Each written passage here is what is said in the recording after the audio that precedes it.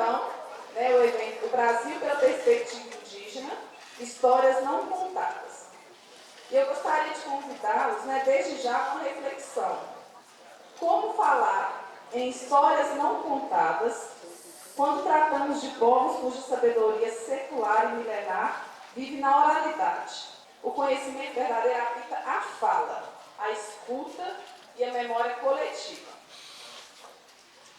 Confesso que sinto pena, me sinto pequena, né, a ter que trazer um papelzinho com palavras escritas no papel, porque não fui formada, né, nesse discurso da oralidade com tanta intensidade. Então, minhas palavras, infelizmente, são frias, imóveis e prisioneiras do papel, por enquanto. Eu estou trabalhando. O convite, então, que faço a vocês hoje é que deixemos que este evento seja uma experiência viva, né? Que a gente tente diminuir nossa surdez, né? Para ouvir histórias de fato, né? Contadas há muito tempo e que ainda ecoam como novidade num espaço como este, né? Um espaço acadêmico. Essas histórias nem sempre estão presentes. Então, que os nossos ouvidos estejam atentos a elas. Que permitamos que essas palavras entrem em nossos ouvidos e dancem em nossos pensamentos, sem essa ansiedade de fixá-las no papel. Bom ver esse ato cheio, né? Para a gente iniciar um momento importante, né, aqui. Talvez, né, que um próprio encontro, né, da instituição com a própria história da região. Carmés é um município, né, uma região muito próxima da gente também. A gente tem laços com a costa, né, e a gente quer cada vez mais estreitar esse laço aí. Né. A gente precisa fortalecer as discussões, né, dentro desse ambiente. É aqui, nesse ambiente acadêmico, nesse ambiente educacional, que a gente precisa corrigir muita coisa que a gente traz, né? Preconceitos, interpretações equivocadas. Eu preciso revisitar a nossa história, eu preciso revisitar muitas questões, para que a gente, enquanto instituição, cumpra o nosso papel, construir um mundo melhor. Cada um tem sua história. E essa história hoje, nós contamos ela como um antigo Pataxó. Então, assim, quando os Pataxó chegou, já passou muitas etnias ali. Então, largou muitas histórias, que está lá. Para quem conhecer, quem quiser conhecer, tá lá o presídio ainda hoje, né? Então, assim, permanece aí o presídio, porque o cara que errava, ele tinha que se passar por entrar naquele presídio. Teve um massacre em 51, que os povos se acabou exterminando os índios pataxós. Teve muito massacre ali. E hoje está ali para o povo ver que teve um presídio, o povo chega lá a topar, olha o que aconteceu, assim que era assim os índios passavam por aqui, de todos que passavam aí tinha que entrar naquela cadeia. Então, assim, é uma história bem sofrida, né? E a gente hoje não quer mais ouvir essa história. Só conta ela para o povo saber que existia aquele sofrimento sobre a nossa etnia. Né? Toda a etnia tem que ter aquele momento de sofrimento. Então, assim, hoje a gente está sempre lembrando, contando, mas é umas histórias que a gente hoje não poderia estar lembrando nesse momento, né? Mas, então, assim, o que eu peço é as pessoas ter aquele momento com nossa religião, com nossa tradição, com nossa cultura, porque ele foi o primeiro habitante do Brasil, foi os índios Pataxó. Porque aí vem falando, Pedro Álvares chegou no Brasil, foi eu que descobri o Brasil, né? Então, assim, quando ele chegou no Brasil, o que aconteceu? Os índios já estavam no Brasil. Aí os índios não falavam português, não falavam, só falavam na língua dele, não tinha roupa, ele vivia daquele jeito que ele nasceu.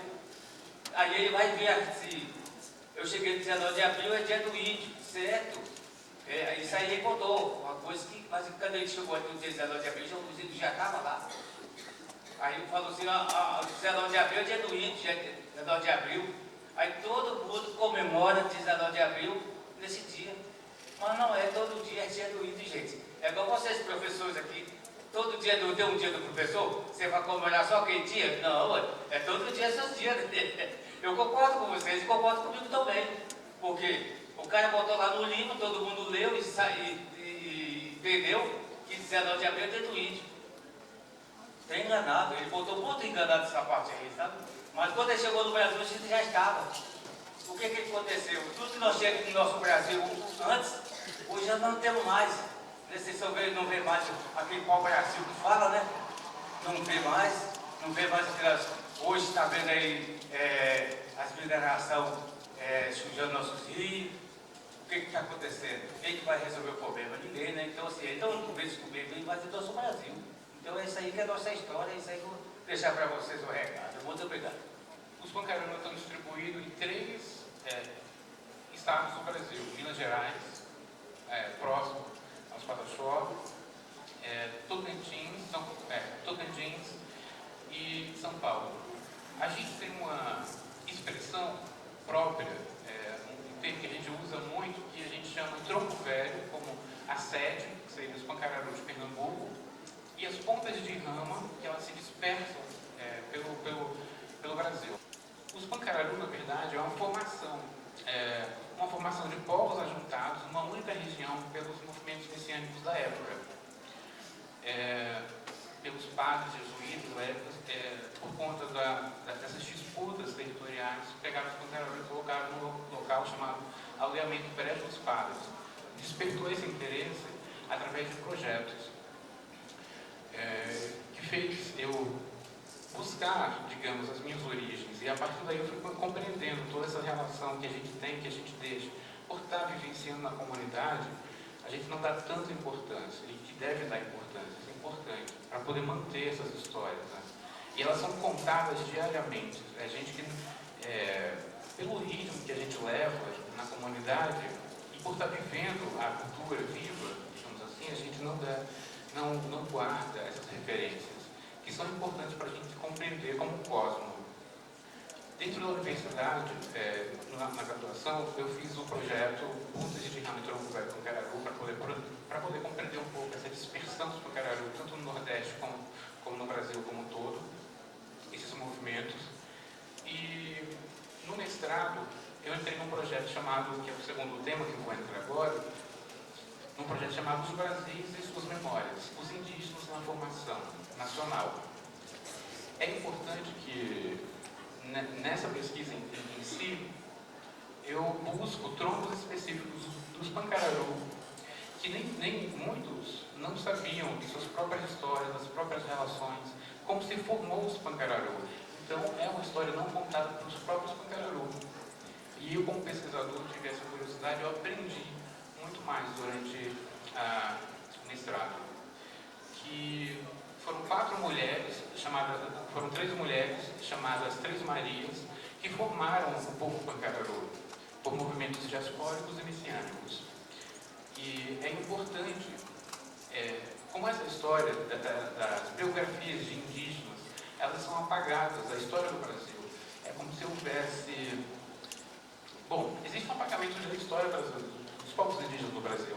É como se os indígenas não existissem, a não ser no segundo plano, usado a mão de obra dos indígenas.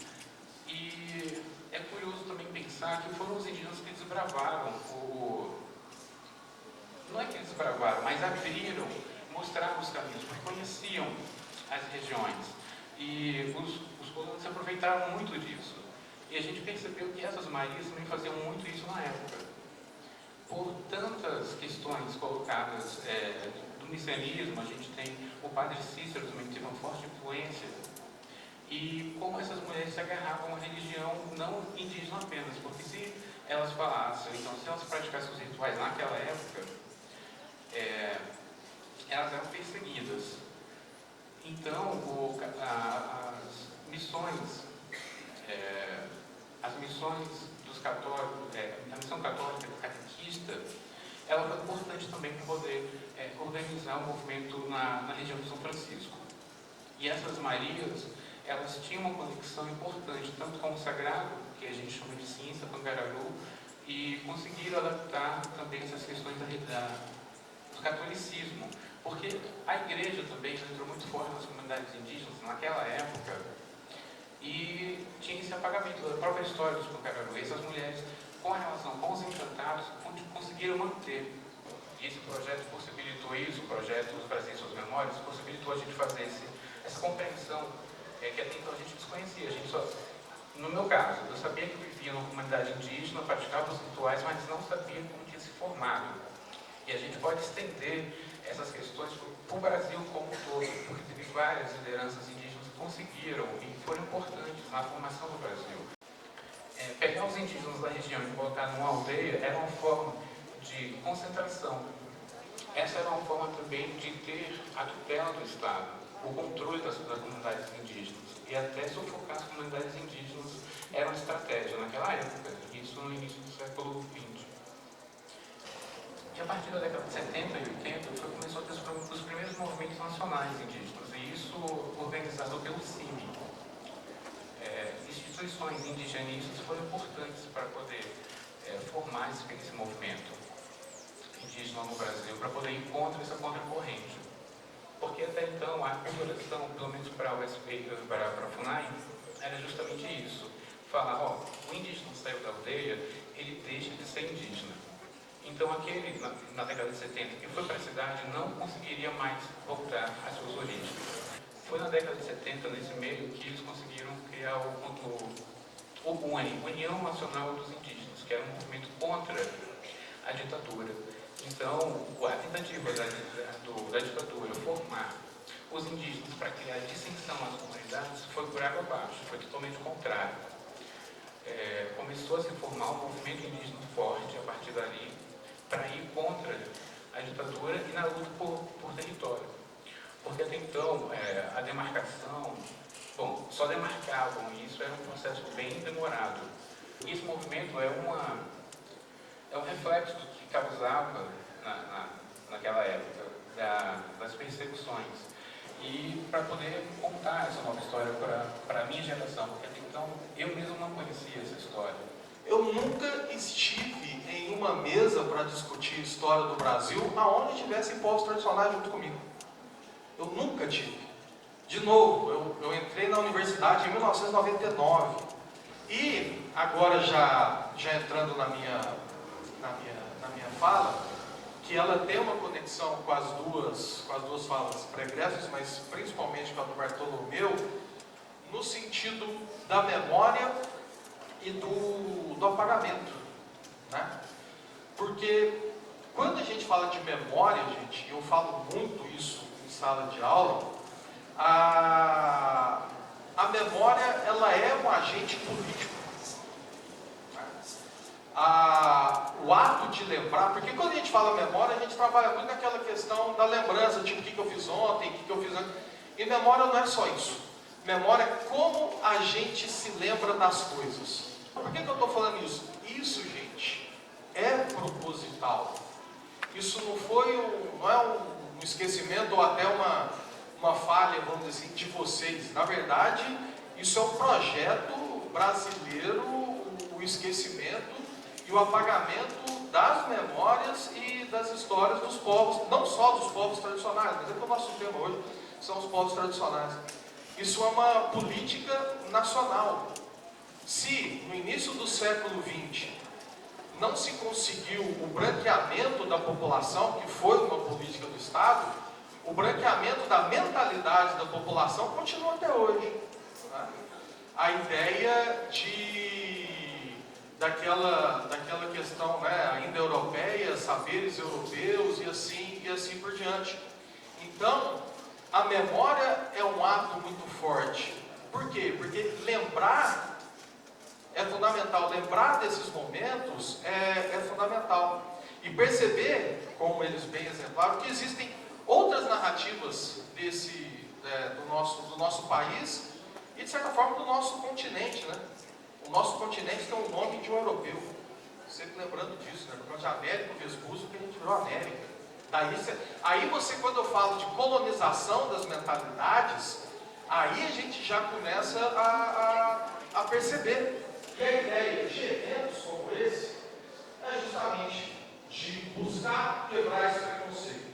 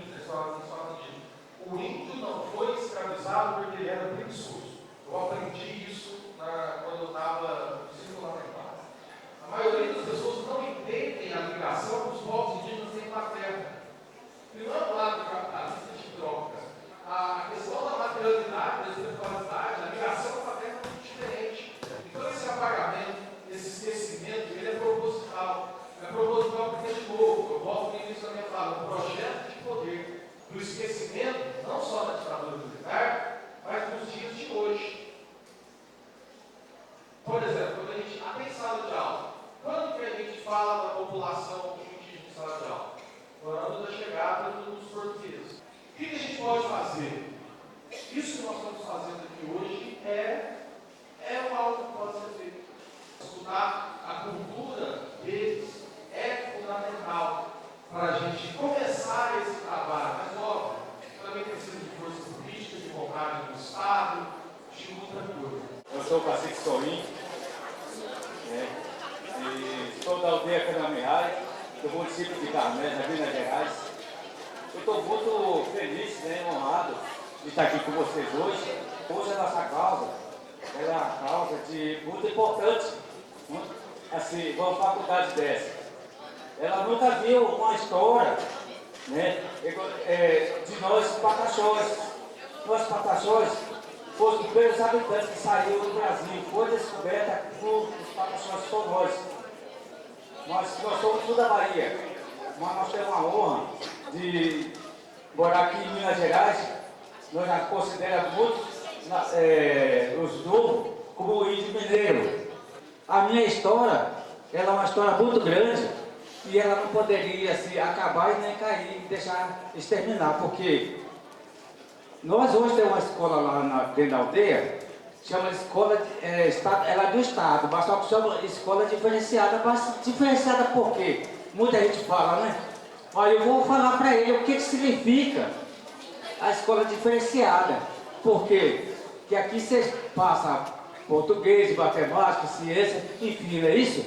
E lá nós temos a nossa história, nós temos o nosso costume, nós temos a nossa dança, nós temos o nosso batizado, nós temos o nosso casamento. Então é isso, são escolas diferenciadas por conta disso, porque nós nunca, sendo índio, nós não podemos deixar a cultura quebrar, cair, acabar, e pior, as crianças têm que aprender a cultura deles, o costume, por causa que é para isso que onde eu ando, eu carrego minha cultura e falo para eles assim: olha, eu não tenho vergonha de chegar na faculdade, onde for, na presidência, e falar o que eu sinto, Porque isso é uma coisa muito importante, é você andar com sua cultura.